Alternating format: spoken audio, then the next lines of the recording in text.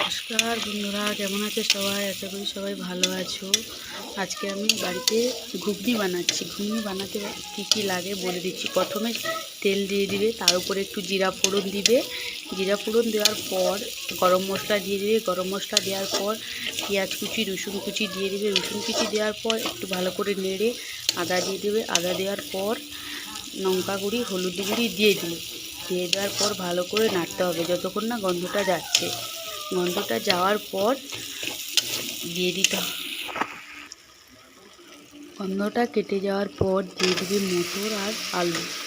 দিয়ে দেওয়ার পর ভালো করে নাড়াচাড়া করবে।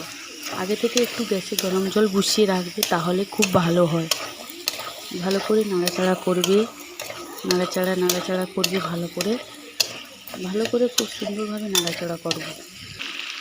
ভালো করে ঠেসে দেবে আলুগুলো ঠেসে দিয়ে একটু ভালো করে, তাহলে ঘুগনিটা দেখতে সুন্দর হবে। ভালো করে একটু ঠেসে দিবে।